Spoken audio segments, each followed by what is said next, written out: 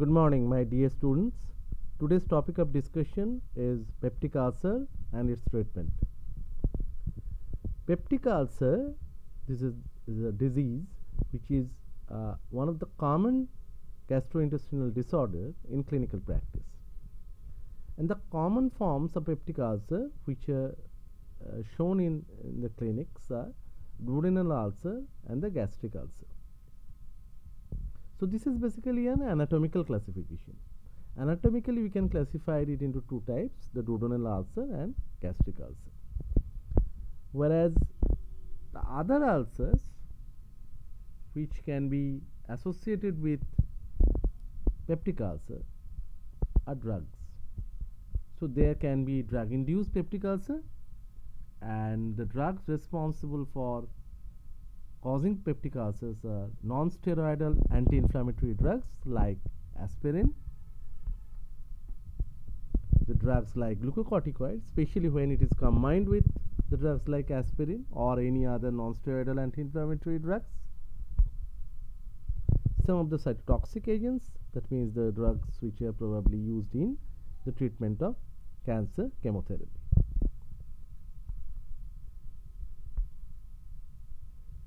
Beside this, there is a certain kind of ulcer which can be induced by stress following head trauma, and that is known as Cushing's ulcer, and stress-induced ulceration after severe burn is known as curling ulcer. So these are different nomenclature of different types of peptic ulcer which can be observed in clinical practice. Peptic ulceration occurs mostly in areas which are bathed by the acid juice. Although the exact etiology of the ulceration is not known, a high association between H. pylori, that means Helicobacter pylori infection of the stomach, and duodenum and peptic ulcer disease is now been established. The work's been started in 1992 by Byrne and Marshall. They got Nobel Prize in probably 2005 for that. And Dr. Warren, the pathologist, who by chance first noticed the numerous curved bacilli lying below the stomach's protective mucus in a gastric biopsy sample in 1979. So the work of this Warren and Marshall conclusively showed the association of these bacilli which is known as H. pylori or Helicobacterium pylori. Helicobacterium pylori is basically a gram-negative bacilli that colonizes in the stomach and the duodenum. The infection is acquired by fecal route, usually in the early childhood, or is mainly transmitted within families. The organism does not invade the mucosa, but it attaches itself in the epithelial cells. It secretes urease, which hydrolyzes urea into carbon dioxide and ammonia, and the latter, that means the ammonia, permits the bacilli to survive in the acid environment of the stomach. And it also an exotoxin which directly damage the epithelial cells. So therefore, the H. pylori is present in the GI tract of 50% of the adult population. It is associated with almost 90% of the gastric ulcer and 95% of the duodenal ulcer. This H. pylori associated chronic gastritis in majority of the people whose GI tract in the persons whose GI tract it colonizes, we see that they are having duodenal ulcer, or as I said, many of them have gastric ulcer.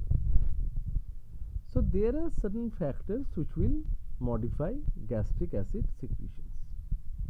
Now, the gastric juice is a mixture containing hydrochloric acid, pepsin, renin in children, and the neutral chlorides, mucus, intrinsic factor, traces of potassium, ammonium, and calcium. So the gastric acid and pepsin are secreted by the main gastric glands containing highly specialized cells present all over the body and the fundus of the stomach. The rate and the composition of the stomach is basically the secretion of main gastric glands vary considerably depending upon the number of acid secreting cells. This is an example of the parietal cells. This is basically a parietal cell, and or it is also known as auxentic cell. It's located in the walls of the mid section of the auxentic glands and the secretory unit of the gastric mucosa. So they contain chief mucosa, enterochromaffin like cells, and the somatostatin cells. The gastric acid secretion is regulated by intricate central and peripheral mechanisms. The central mechanism acts through the vagus nerve, so that is related to this neurotransmitter called acetylcholine. I will show it later. And the endocrine pathway, which shows that gastrin, this is the gastrin, and this is responsible for the synthesis of hydrochloric acid, which delivers secreted from antral G cells. The paracrine pathway, which delivers these factors such as histamine. I will show you histamine over here. So that is also from enterochromaffin cells. Now the tubular vesicular and the canalicular structures of parietal cells possess a specific hydrogen potassium ATPase enzyme. This is the pump. This is called the proton pump because it contains hydrogen plus ion. The proton pump is activated by proton kinase, the histamine, acetylcholine, and gastrin, and serves as a common final pathway for gastric acid synthesis, so or secretion. So this is basically the final pathway. When stimulated, it causes the transport of hydrogen ions across the parietal cells in exchange of potassium ion. That again will be observed a little bit later in this slide.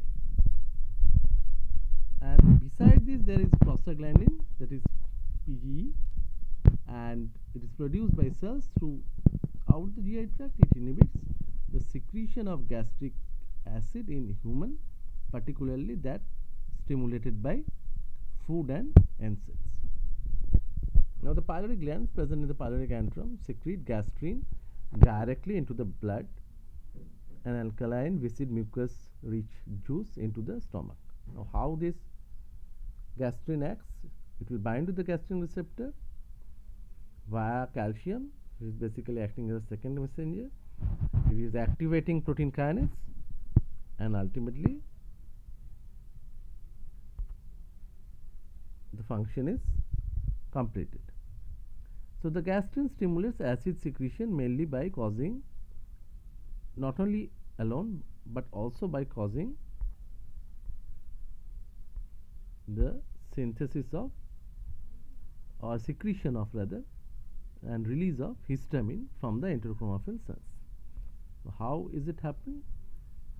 It binds with H2 receptor and the ATP is converted to cyclic AMP, and which will ultimately convert it to activating protein kinase, and that will ultimately lead to the stimulation of proton pump. So the end effect will be at the proton pump, where hydrogen ion is exchanged with potassium ion.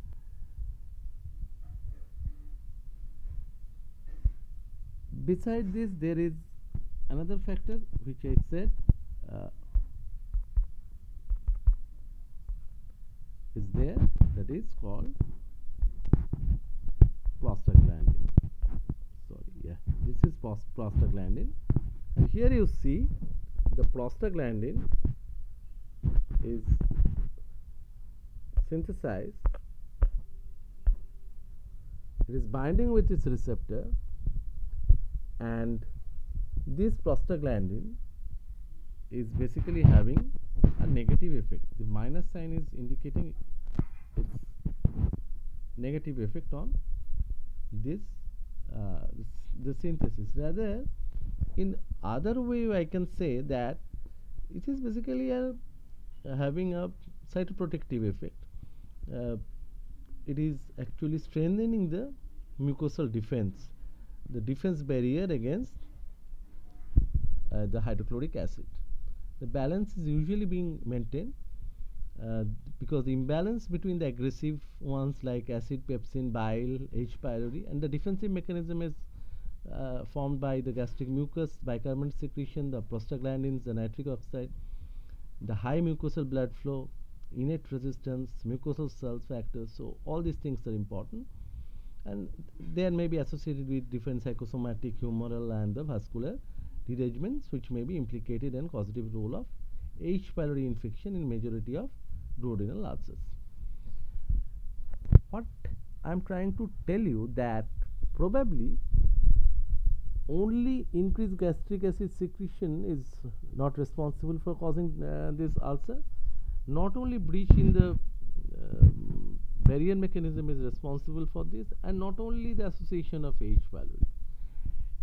Anyone or the multiplication of the effect of all may be responsible for causing this kind of problems. So don't take it in a manner, or try to understand the things in a manner, the physiology, that just one thing is contributing in the causation of peptic ulcer. The last one is a very important one, but we are showing you at the end. That is the binding of acetylcholine. Acetylcholine is extremely important. As you know, it's a cholinergic drug, and there are different phases of gastric secretion. Here, in case of acetylcholine, it is binding with muscarinic receptors. In some book it's written M3, somewhere it's written M1, but ideally it's probably M3 till now. And these are different phases of gastric secretion where it's been characterized by the neurocrine pathway. This acts through the vagal efferent transmitter, as I said before, acetylcholine. The gastric acid secretion is usually divided into 4 phases: the basal phase, cephalic phase, gastric phase, and the intestinal phase. During the first 3 phases, the acid output is stimulated when the food is first encountered, and it continues as nutrient traverse the small intestine. That means in the basal, cephalic, and gastric phase. In the last phase, in the intestinal phase, that means the 4th phase, acid is secreted in absence of an external stimulus. So the basal secretion is basically following a circadian rhythm, reaching its peak around midnight, and its trough concentration at probably 7 am, measured as nocturnal acid secretion. So it is high in some patients with duodenal ulcer, maybe normal, as I said, and maybe sometimes low in patients with gastric ulcer, because there are some other factors like breach of continuity of any tissue is called ulcer, and that may be happen due to the problem in the defense barrier mechanism, in the bicarbonate level, and the prostaglandin level, or it can be due to the association of H. pylori infection, which is contributing in the formation of peptic ulcer. So multiple causes may be responsible for this. Now, what happened when the secretion happened in response to food?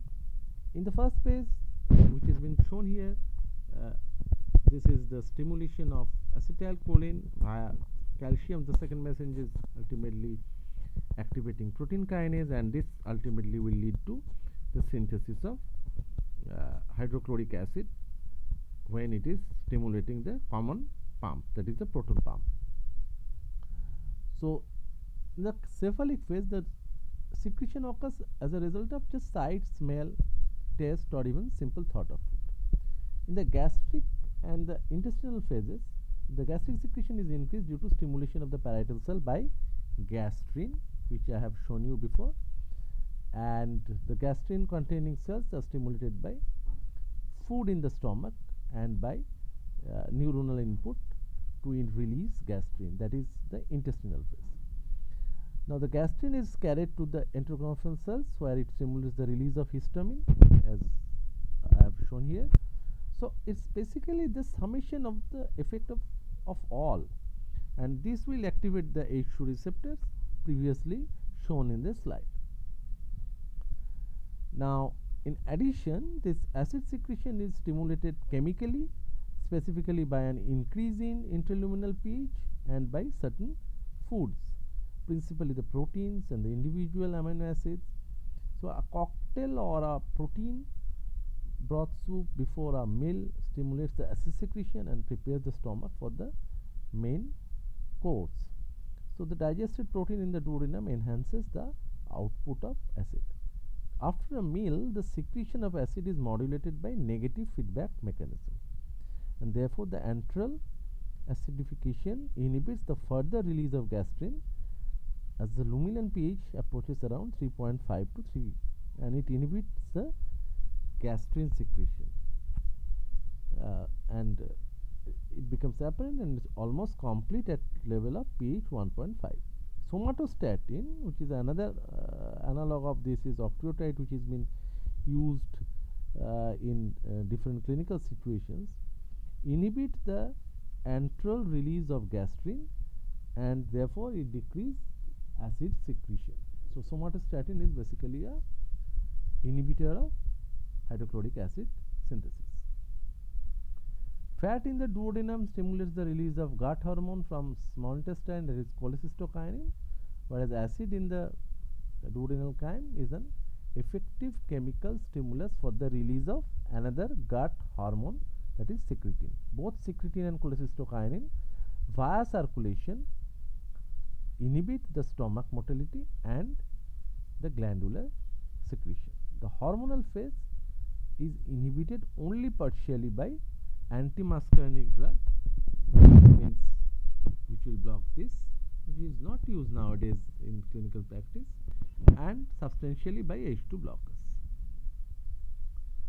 So, and therefore, the nocturnal acid secretion is also blocked by the drugs like the H2 blockers. The histamine stimulated gastric secretion is highly acidic and poor in pepsin content. This is similar to gastrin induced secretion. So, they have a similarity. This is similar to gastric induced secretion, and since the gastrin acts through the local liberation of histamine, histamine directly stimulates the H2 receptor, and ultimately it leads to the linked to the adenyl cyclase. Whereas the acetylcholine and gastrin, this one and this one, they also stimulate the parietal cells directly through different receptors, their own receptors G and M3 or M1, whatever you say, respectively. That's why let's say this is M3 is been written here, and the secretion elicited by and various physiological stimuli mediated by the vagus or by gastrin. So, this is basically to summarize the principles of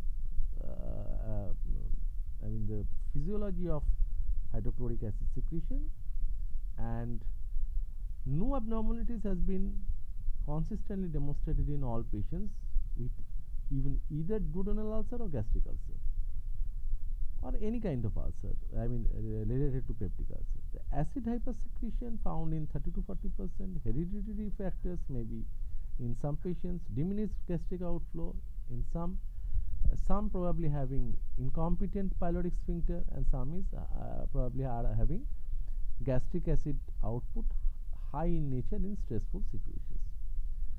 Now, we are going to the principles of therapy.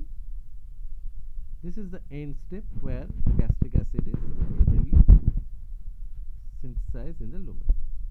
Now, the principle of this peptic ulcer therapy is following this, the protocol. They can control the gastric acidity, so they can neutralize the gastric acidity, and obviously a little bit of hypermotility. They can decrease the synthesis of hydrochloric acid.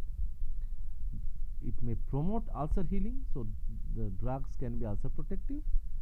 There will be treatment of H. pylori infection, and there may be prevention of complication and recurrence, because H. pylori associated infections may lead to different types of lymphoma, sometimes in the gastric cancer.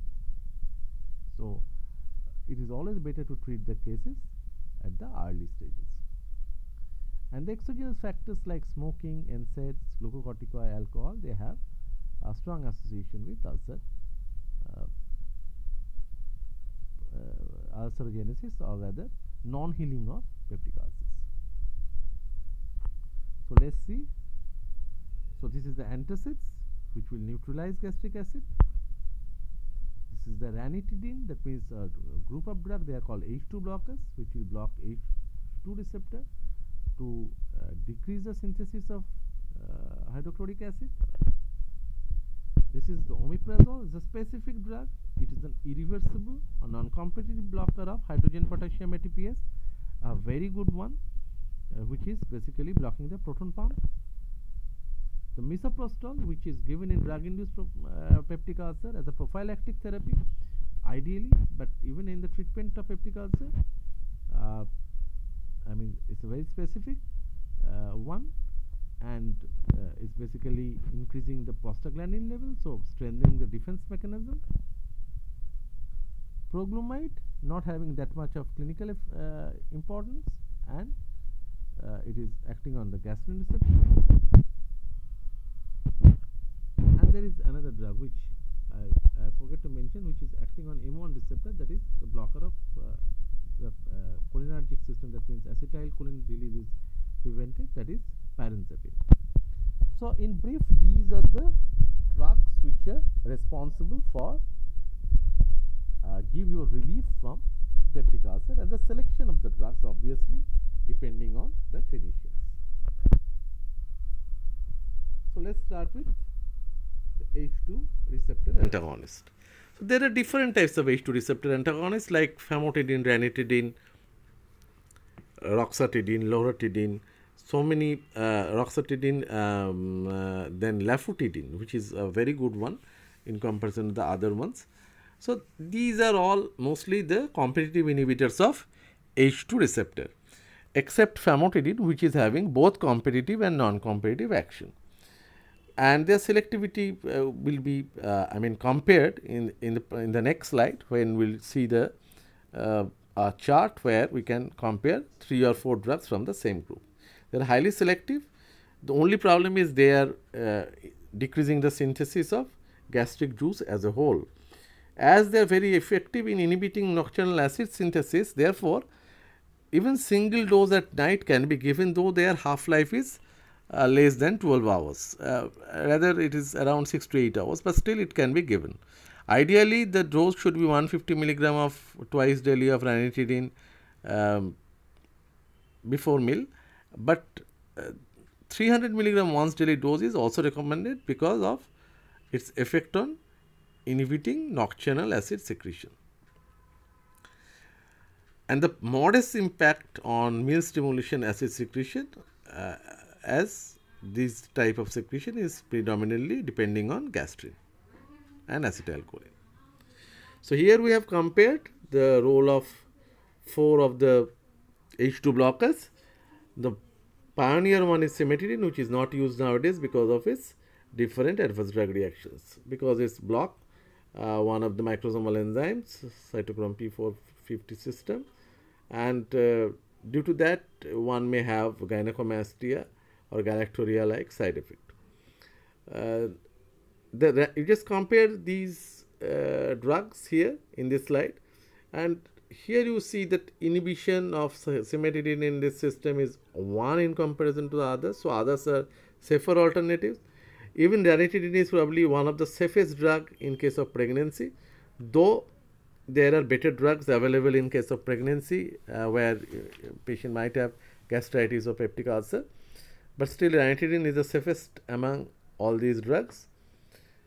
The duration of action is being compared, whereas here famotidine is having the highest duration of action.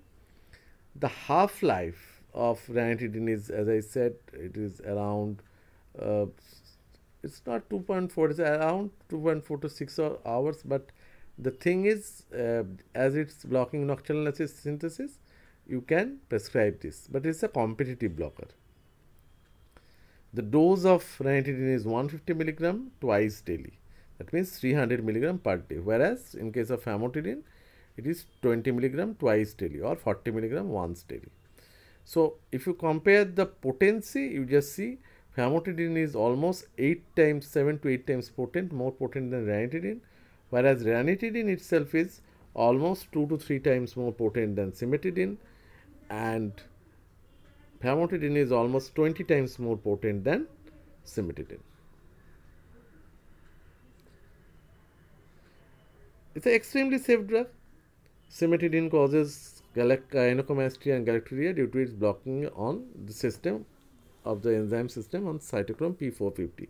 Probably cytochrome P3 or 4 is probably being antagonized by this. So it is having anti-androgenic and effect, and it increases prolactin level.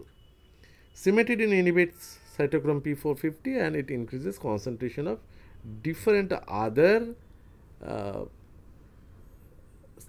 drugs which are probably being metabolized by the same enzyme. So this ethanol is being synthesized, metabolized by cytochrome probably 2E1. So those cytochrome B450 system enzymes are also responsible for non-use of cimetidine. Cimetidine is not used nowadays in clinical practice, but we are using ranitidine and famotidine.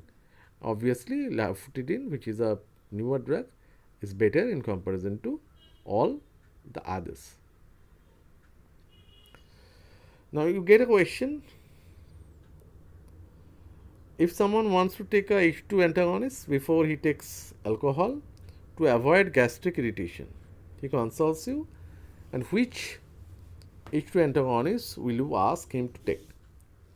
Now here the problem is you have to think about the bioavailability of that particular drug, and you have to understand whether the alcohol is going to be affecting the bioavailability of any of the H2 antagonists. So this is the way you have to relate general pharmacology with clinics. The answer is famotidine, and the explanation is all H2 antagonists except famotidine inhibit gastric fast pass metabolism of ethanol and increase its bioavailability. So that is the reason why famotidine is preferred in a patient who is taking alcohol regularly.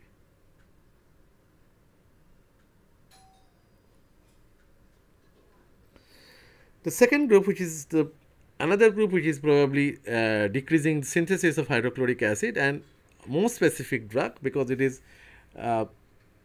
targeting a specific site, that is hydrogen potassium ATPase, and it's an irreversible inhibitor of that, and that drug is proton pump inhibitors. So those drugs are omeprazole, esomeprazole, rabeprazole, pantoprazole, lansoprazole. So all these are the the name of the drugs from the same group. It's the most effective drug. This drug is given in double dose. If pantoprazole should be given 40 milligram per day, then should be given in a 40 milligram twice daily dose in case of drug-induced peptic ulcer. So drug-induced means it can be caused by the cancer chemotherapy agents, or it can be caused by aspirin-like NSAIDs. The most effective drugs in anti-ulcer therapy is this, as I mentioned. Few of them are prodrugs like omeprazole, which is ultimately converted to sulfinamide and sulfinamic acid. And these two variants are ultimately the active metabolite which will bind with the sulfahydryl radical of the system, that is hydrogen potassium ATPase system, and inhibit it irreversibly. So first you have taken it orally, then it is absorbed via blood, then it is again secreted in the canaliculi, and then this prodrug is converted to the active ingredient. These active ingredients are going to block it irreversibly, and here comes the relevance of biological effect half-life, because plasma half-life is only 1.5 to 2 hours, but its effect will persist for almost a day, because it is irreversibly inhibiting the hydrogen potassium ATPase system. So from here we can understand that by the term biological effect half-life, we mean the time by which the effect of a drug it declines by its half. Here the plasma half-life does not have any kind of relevance. It's a basic drug, so accumulate in the canaliculi. So don't prescribe antacids, especially non-systemic antacids with this, because this will only hamper the action of proton pump inhibitors. It is activated in the canaliculi, as I said before, and is covalently ultimately binding to sulfhydryl radical of the hydrogen potassium ATPase system. RH secretion resumes only after synthesis of new molecule. Within 7 days, 95% of the synthesis of hydrochloric acid is stopped. Even 99% is stopped after the use of this medication for 14 days.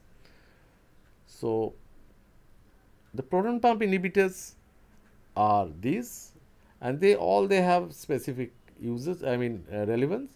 This pantoprazole and rabeprazole, they have a least drug interaction. So, in elderly patients who are having polypharmacy, you must select any one of these two, either pantoprazole or rabeprazole.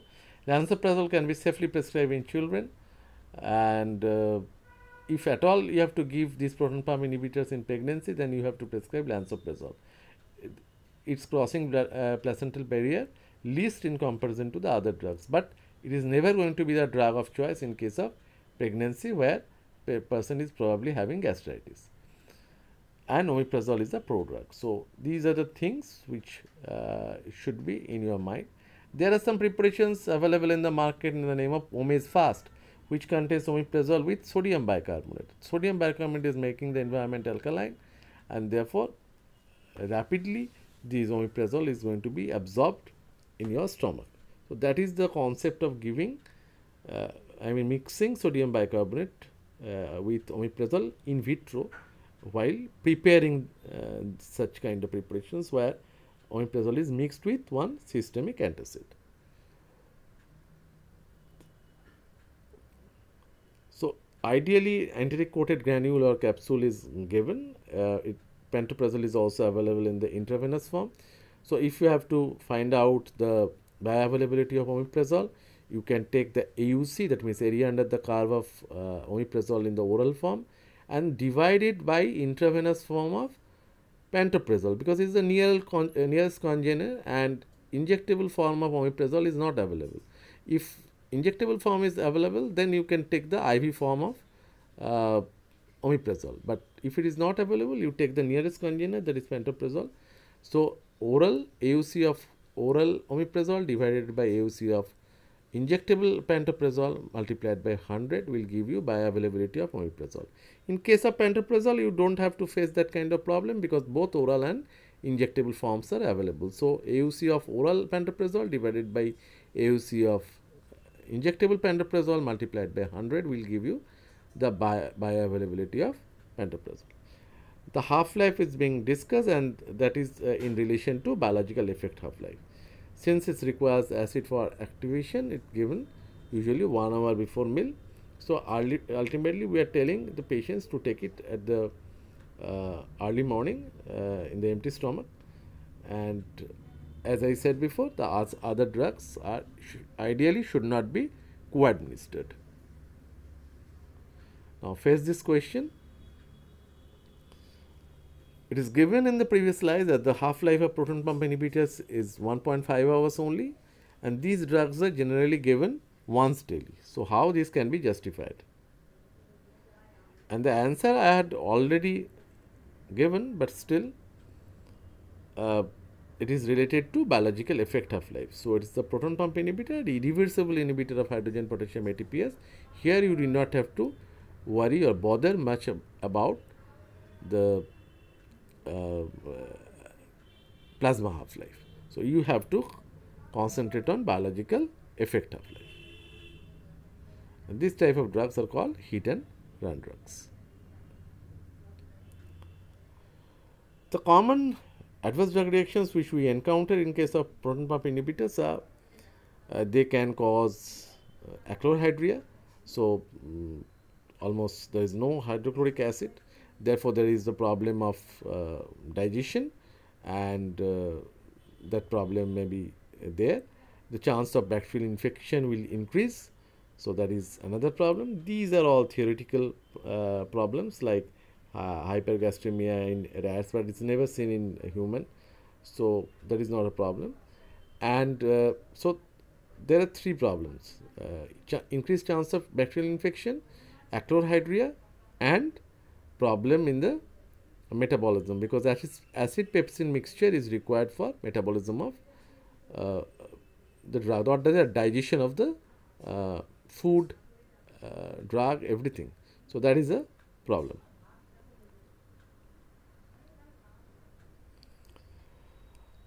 The new one which has been invented, the proton pump inhibitor, is tenotoprazole. So just remember the name of this, because it is not used till now in India in that much, but it is available in the Western world.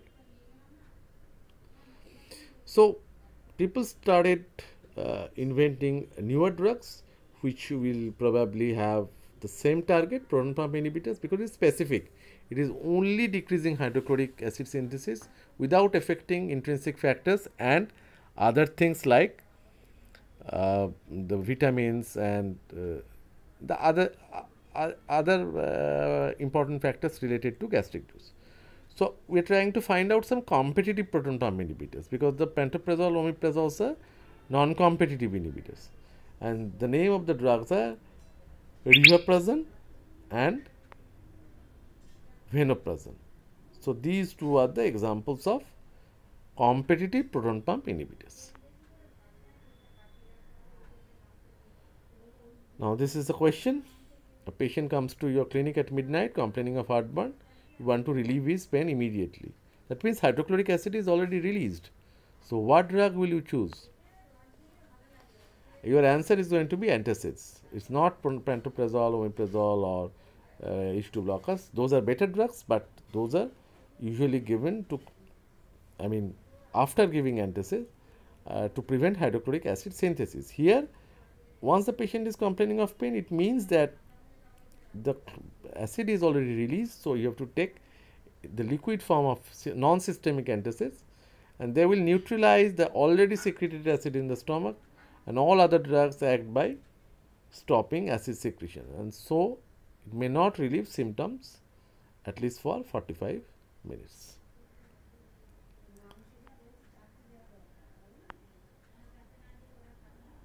So now I am coming to before going to the other group of drugs like ulcer protectives, just discussing another problem, a problem of pregnant lady who comes to you with peptic ulcer disease, and which drug will you prescribe to her? Your drug will be either antacid or sucralfate, because these are locally acting. Antacid means non-systemic antacids. These are locally acting. The antacid is never going to be sodium bicarbonate, because the sodium bicarbonate will ultimately increase the concentration of it will may lead to systemic alkalosis. That is one problem. It may lead to hypertension and the flatulence due to the accumulation of carbon dioxide, and it also may lead to rebound acidity. So all these things are responsible for not using sodium bicarbonate, but you can use non-systemic antacids like aluminum hydroxide and magnesium hydroxide. And sucralfate is an ulcer protective drug. H2 antagonist, the cross placenta, also secreted in breast milk. So is the proton pump inhibitors. Now, if misoprostol is obviously contraindicated, misoprostol is nothing but a prostaglandin analog, which will strengthen your defense barrier mechanism. Now, here you have to understand one thing. The H2 antagonist, if you have to select the drugs in sequence in case of pregnancy, select non-systemic antacids like aluminum hydroxide or magnesium hydroxide at the beginning. Then you can prescribe sucralfate if you think that may be good for the patient. If you don't think, then select H2 blocker. Out of that, you select ranitidine. And then if ranitidine is not going to be useful, you select proton pump inhibitor. And out of that, you must select lansoprazole. So you have to remember the name of the drugs. Ranitidine from the group of H2 blocker and lansoprazole from the group of proton pump inhibitors are comparatively safer in case of pregnancy. Actually, in pregnancy, no drug is safe if it is absorbed systematically. So you have to give some drug which is having local action like non-systemic antacids and sucralfate. So these are ulcer protective drugs: the sucralfate, the misoprostol, and the colloidal bismuth. Sucralfate is the salt of uh, sucrose is complex with sulfated aluminum hydroxide. In the acidic pH polymerizes to viscous gel so that it adheres to the ulcer crater. So, it is preventing the binding of hydrochloric acid or contact of hydrochloric acid with the ulcer crater. It is taken on empty stomach, usually 1 hour before meal. The dose is usually 3 times daily, 1 gram, and 1 at night. So, 4 tablets to be given. The main problem is the constipation, otherwise, there is no such adverse drug reaction of sucralfate. And concurrent antacid should not be given. Why? Because the antacids will increase the pH and sucralfate will polymerize a pH of around 4 to 4.5. So, in the basic pH, sucralfate is not being able to polymerize and show its action. So, due to that reason, sucralfate should not be combined with non-systemic antacids like aluminum hydroxide, magnesium hydroxide, or a combination of both, that means aluminum hydroxide and magnesium hydroxide. Misoprostol is absolutely contraindicated in pregnancy because it may cause abortion. It's a PGE1 analog. It will strengthen your barrier. It is given as a prophylactic drug in drug-induced peptic ulcer. It will cause, it will stimulate the mucus and bicarbonate secretion, enhance the mucosal blood flow, and it also can be given as a treatment of this drug-induced peptic ulcer, though pantoprazole is preferred in the double dose, that means 40 milligram twice daily dose. As it is having a contractile property in the intestine, it is increasing intestinal contractility.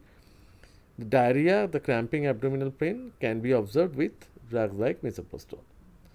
It is not so popular as proton pump inhibitors are as effective or even more effective and are better tolerated. The colloidal bismuth, it coats the ulcer, it stimulates the mucus and bicarbonate secretion, it have a direct antimicrobial activity against H. pylori. Not only that, it detaches H. pylori from its mucosal binding site. So, that is the reason why colloidal bismuth is also can be given in H. pylori associated peptic ulcer, especially in resistant cases. It may cause blackening of stool and tongue. So, patient compliance is not good with this, and it is not used for prolonged period due to bismuth toxicity. These are the available compounds of bismuth: subsalicylate in USA, bismuth subcitrate in Europe, and bismuth dinitrate. Let's come to the most commonly used drug, that is the antacid, that means the non-systemic antacid. The systemic antacids like sodium bicarbonate should not be used in the treatment of peptic ulcer because it may cause systemic alkalosis as well as the flatulence due to accumulation of carbon dioxide, and in hypertensive patients due to retention of sodium it may lead to a kind of increase in blood pressure, that means hypertension. So, this will neutralize hydrochloric acid, also inhibit formation of pepsin. These are the examples, the aluminum hydroxide and magnesium hydroxide, and the combination is called Magalrate, the aluminum hydroxide and magnesium hydroxide. Even better than this, some kind of non-systemic antacids are available like calcium carbonate, but those are not given as calcium as a second messenger may stimulate the synthesis of hydrochloric acid. So, even milk is not given nowadays to treat a case of peptic ulcer. Previously, cold milk was prescribed to treat a case of peptic ulcer, but as we know that milk contains calcium, so it is not prescribed nowadays. So, basically it is over the counter drug, so you will always get it in the pharmacy, and the liquid preparations like there are some brand names like one of my favorite is Mucan anesthetic gel. So, that one is containing both, and you can always take it almost in case of acute pain you have to take almost 6 TSF at a time, so that the patient is having some kind of relief. If you take it before meal, the action will last for 45 minutes. If you take it after meal, then the action will last for 2 hours. So, patient compliance is again not good. You have to give it almost 6 to 8 times in a day. So, that is the thing, 30 minutes in empty stomach, 2 hours after a meal. The problems with aluminum antacids are constipation, and the magnesium antacids are osmotic diarrhea. And in renal failure, the aluminum antacids may lead to aluminum toxicity and encephalopathy. So these are the problems of antacids. These are the adverse effects. But we are trying to use these adverse effects for our benefit when we are giving it in combination. When magnesium hydroxide is combined with aluminum hydroxide, that is a rational combination, and that can be given, which is also known as Magalrate, which can be given to treat a patient of peptic ulcer. The common additives which are mixed with antacids are simethicone, which decrease surface tension, reduce bubble formation, and it added to prevent reflux. So this is the reason why simethicone. Simethicone is also nowadays added with metronidazole-like drug. I have seen it in different combinations. The alginates, which form a layer of foam on the top of gastric contents and reduces reflux. And oxythargine is a surface anesthetic. The name I have mentioned, Mucan anesthetic gel. This kind of anesthetic are being mixed with aluminum hydroxide and magnesium hydroxide. So the interactions which I have already mentioned, it ideally it may form chelating compound with some drug like tetracycline. Ideally, it should not be given with something like iron compound. And if you have to give it, ideally it should be given 2 hours before or after taking antacids. And antacid have a drug interaction with sucralfate, which already been discussed in the previous slides. Now, the question is it rational to combine aluminum hydroxide and magnesium hydroxide in antacid preparations? The answer is yes. Answer is definitely going to be yes, and it's relatively fast and sustained neutralizing capacity, because magnesium hydroxide is rapidly acting, whereas aluminum is slowly acting, and we are combating their adverse drug reactions. What are those? Aluminum causes constipation, magnesium causing diarrhea. Therefore, the combination will give you a normal bowel function. So that is the reason why these kind of combinations are mostly used. And again, I am repeating one brand, that is Mucan anesthetic gel. This is a very good one, having probably oxythargine as a surface anesthetic with these combinations. So these are the 2 people who have invented it in 92 and got Nobel Prize in 95, Marshall and Warren. So it took a long time. I mean, if you are in the field of research, you don't expect any prize rather, and you don't even expect any money. It's a thankless job, and even in your entire life you may not get anything. But in spite of, giving such a kind of invention, they received their due in after 20, 23, 24 years. So it's a long wait. I have already mentioned or explained the discovery of H. pylori and its role in peptic ulcer. So skipping that slide, the eradication of H. pylori is important. So for that, usually we are prescribing the triple therapy regimen. Why the triple therapy is given? The omeprazole will decrease the pH, and that decrease hydrochloric acid synthesis, and that pH, the clarithromycin and amoxicillin or metronidazole is going to be very effective as antimicrobial agent. So these 2 are antibiotics which will kill that particular bacteria, and this one will maintain, cure your peptic ulcer as well as maintain your pH. And at that pH, it is difficult for H. pylori to survive. So that is the reason why 3 drug combination is usually given, and the dose is being mentioned over here. Now, usually these therapies are given for 14 days and followed by maintenance therapy of omeprazole or lansoprazole or pantoprazole for 4 to 6 weeks. A short therapy of 7 days are sometimes proved to be effective. If the previous ones were not effective, there are some other triple regimen, like as I mentioned, bismuth. Normally the bismuth is not used, but in this case bismuth, tetracycline, metronidazole combination can be used. And even if this triple therapy is not effective, then the quadruple therapy. And quadruple therapy regimens are consisting of these metronidazole, tetracycline, bismuth. With that, you may take some drug like ranitidine. So that will give you a quadruple therapy or lansoprazole. So you just see lansoprazole, bismuth, metronidazole, and tetracycline. So these four will give you quadruple therapy in case of failure of triple therapy.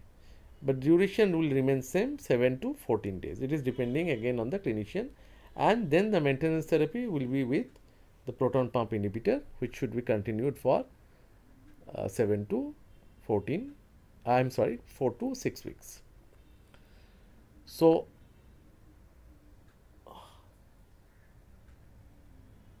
this is the one which is taken from Harrison, where the active ulcer has been said that NSAID should be discontinued in case of drug-induced peptic ulcer, and recommendation is proton pump inhibitor or H2 receptor antagonist. We are preferring proton pump inhibitors.